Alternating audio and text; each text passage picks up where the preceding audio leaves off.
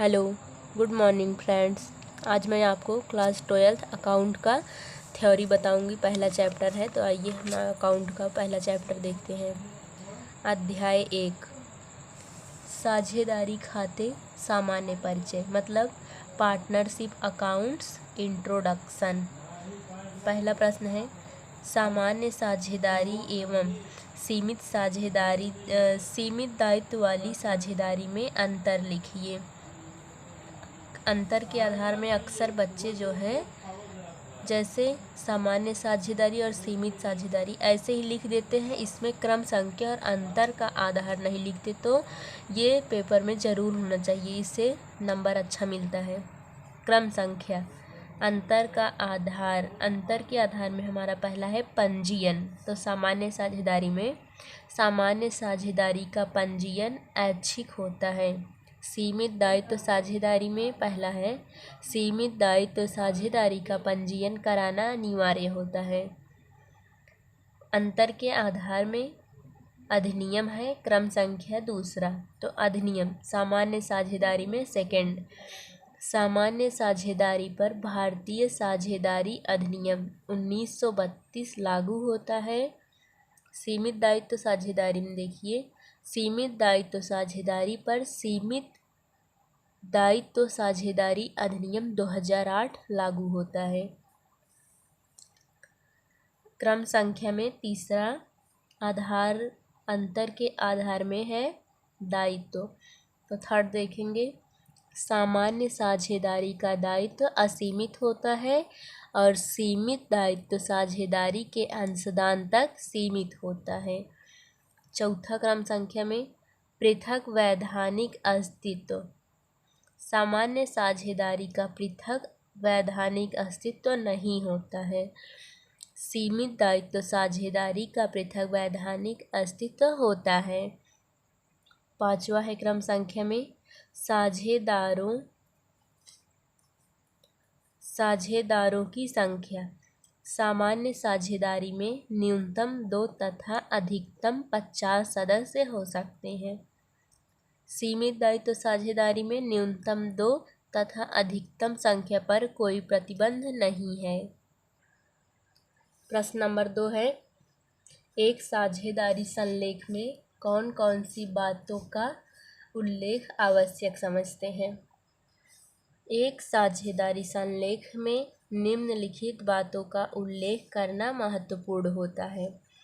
पहला, फर्म का नाम, साझेदार के नाम, पते, व्यापार का स्वरूप व उसका निर्धारित स्थान। नंबर 2, साझेदारों के देय, वेतन, कमीशन, बोनस आदि। नंबर 3, ख्याति का मूल्यांकन किस प्रकार किया जाएगा। नंबर 4, किसी साझेदार के अवकाश ग्रहण करने तथा उसके मृत्यु होने पर उसके हिस्से का निपटारा।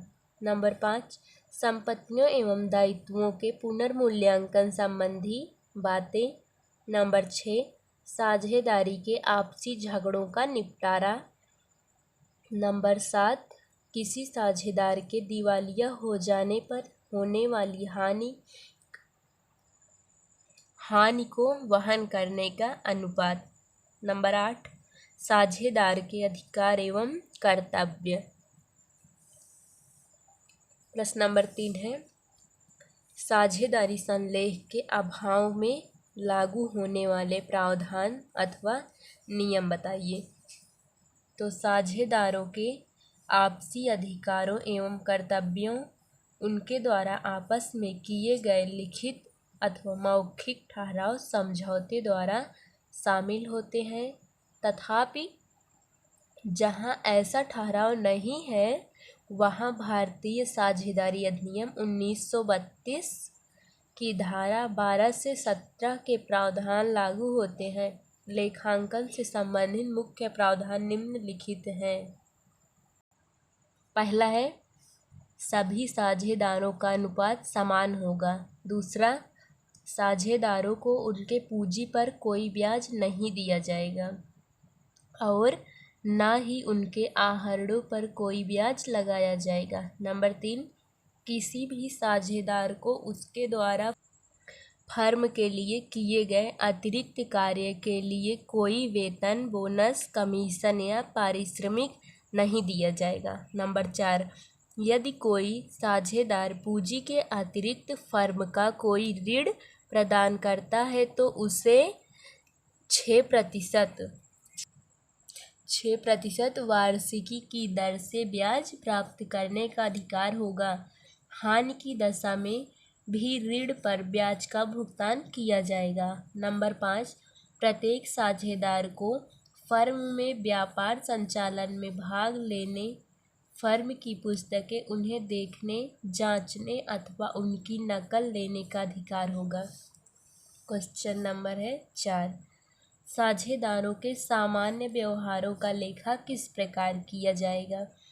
साझेदारी के सामान्य व्यवहारों का लेखा निम्नलिखित प्रकार से किया जाएगा। पहला, पूंजी का लेखा। पूंजी का लेखा करते समय नगद, राहतिया एवं संपत्ति के खाते को डेबिट किया जाता है और साझेदारों के पूंजी खाते को क्रेडिट किया जाता है, जिसका लेखा निम्नलिखित प्रकार से किया जाता है। Cash account debit, stock account debit, assets account debit. अगर आपको यह समझ नहीं आ रहा तो ऊपर देखिए, इसमें बताएं हम क्या क्या डेबिट रहता है, तो वही इसमें डेबिट है। टू पार्टनर्स कैपिटल अकाउंट, इसका नरेशन करेंगे हम। Capital brought in assets, cash, stock. Number 2, पूंजी पर ब्याज का लेखा।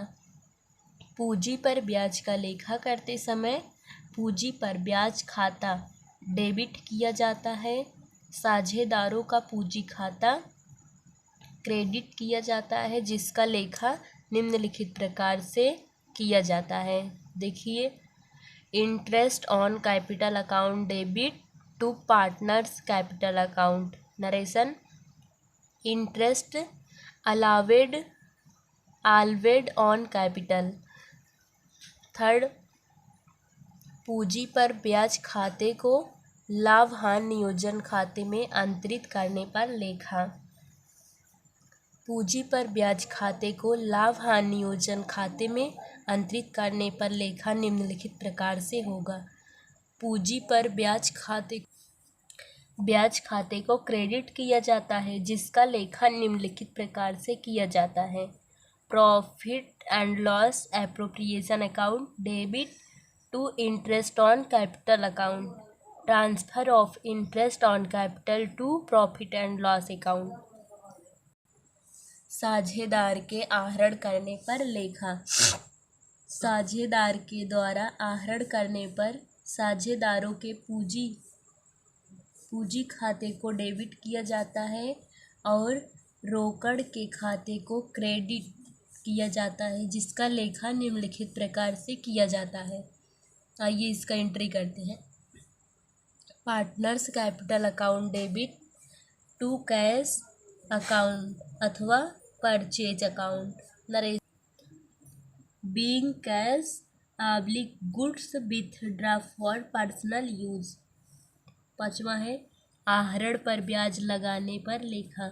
आहरण पर ब्याज लगाने पर साझेदारों का पूंजी खाता ऋणी होता है, आहरण पर ब्याज खाता धनी होता है, जिसका लेखा निम्नलिखित प्रकार से होता है।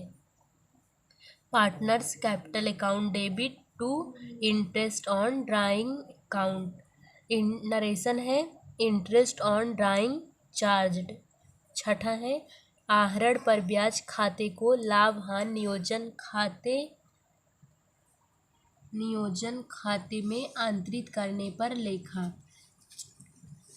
आहरण पर ब्याज खाते को लाभ हानि नियोजन खाते में अंतरित करने पर आहरण पर ब्याज डेबिट खाता एवं लाभ हानि नियोजन खाता क्रेडिट किया जाता है। Interest on drawing account debit to profit loss appropriation account. Narration, interest on drawing transfer to profit loss appropriation account. 5वां, साझेदारी संलेख से आप क्या समझते हैं? ये बहुत इम्पोर्टेंट क्वेश्चन है। साझेदारी संलेख फर्म के साझेदारों द्वारा किया गया एक ऐसा समझौता या अनुबंध है जिससे साझेदारी व्यवसाय के संचालन से संबंधित समस्त शर्तों एवं नियमों को स्पष्ट रूप से वर्णित किया गया हो, साझेदारी संलेख कहलाता है। प्रश्न नंबर 6 है, साझेदारी अधिनियम 1932 के अनुसार साझेदारी की परिभाषा दीजिए। एग्जाम में ये भी बहुत पूछता है। भारतीय साझेदारी अधिनियम 1932 की धारा 4 के अनुसार साझेदारी उन व्यक्तियों का पारस्परिक संबंध है जो किसी ऐसे कारोबार के लाभ को आपस में बांटने के लिए सहमत हैं जो सबके द्वारा या सबकी ओर से किसी एक व्यक्ति द्वारा संचालित किया जाता है, इसे ही हम साझेदारी कहते हैं। नंबर 7 प्रश्न है, परिवर्तनशील पूंजी खाते से क्या आशय है?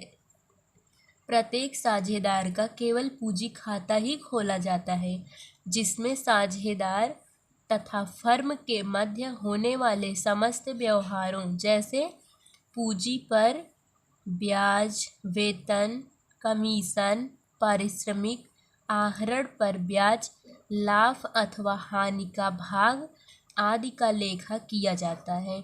अतः साझेदार वे समस्त व्यवहार पूंजी खाते में लिखे जाने के कारण उनकी पूंजी में समय समय पर परिवर्तन होता रहता है, जिसे हम परिवर्तनशील पूंजी खाता कहते हैं।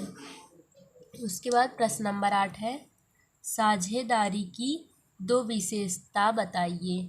साझेदारी की 2 विशेषताएं निम्नवत हैं। पहला है, 2 या 2 से अधिक व्यक्तियों का होना साझेदारी की स्थापना के लिए कम से कम 2 व्यक्तियों का होना अनिवार्य है। साझेदारों की अधिकतम संख्या के विषय में कोई उल्लेख नहीं है, किंतु कंपनी विविध नियम 2014 के नियम 10 के अनुसार एक सामान्य व्यवसाय करने वाले साझेदारी संस्था में अधिकतम साझेदार 50 हो सकते हैं। दूसरा है, अनुबंध द्वारा संबंध स्थापित होना। साझेदारों में परस्पर किसी समझौते का होना साझेदारी का आवश्यक तत्व है। यही समझौता साझेदारों के आपसी संबंध को स्थापित करता है। अतः भारतीय अनुबंध अधिनियम 1872 के अनुसार ऐसे व्यक्ति जिनमें अनुबंध करने की क्षमता का अभाव है साझेदार नहीं हो सकता। प्रश्न नंबर 9, साझेदारी संलेख में लिखी जाने वाली मुख्य बातें बताइए। साझेदारी संलेख में निम्न बातों का समावेश होता है। पहला है, फर्म का नाम, साझेदार के नाम, पते, व्यापार का स्वरूप व उसका निर्धारित स्थान। दूसरा है, व्यापार आरंभ करने की स्थिति एवं उसकी अवधि। तीसरा, फर्म की पूंजी, साझेदारों द्वारा लाई गई पूंजी स्थायी रहेगी अथवा परिवर्तनशील। नंबर 4, निजी खर्च के लिए आहरण कब एवं किस सीमा तक किए जा सकते हैं। नंबर 5, लाभों का बंटवारा तथा विभाजन अनुपात। प्रश्न नंबर 10 है, पूंजी खाते एवं चालू खाते में अंतर। ये भी मोस्ट इम्पॉर्टेंट है, ये तो बोर्ड एग्जाम में ये ज़्यादा पूछा जाता है। तो देखिए, ऐसे ही आपको लिखना है सेम बोर्ड एग्जाम में, बिल्कुल भी इधर उधर नहीं करना है। अंतर का आधार तो जरूर लिखना। तो अंतर के आधार में हम पहला देखेंगे शेष। तो पूंजी खाते में क्या लिखेंगे, यदि पूंजी खाता में स्थायी पूंजी पद्धति से तैयार किया जाता है तो यह केवल क्रेडिट शेष ही प्रदर्शित करता है। चालू खाता में चालू खाता डेबिट अथवा क्रेडिट शेष प्रदर्शित कर सकता है। नंबर 2, तैयार करने की दशाएं। पूंजी खाता में देखिए, स्थायी पूंजी पद्धति अथवा परिवर्तनशील पूंजी पद्धति दोनों ही दशाओं में तैयार किया जाता है? चालू खाता में या स्थायी पूंजी पद्धति की दशा में ही तैयार किया जाता है? तो अगर आपको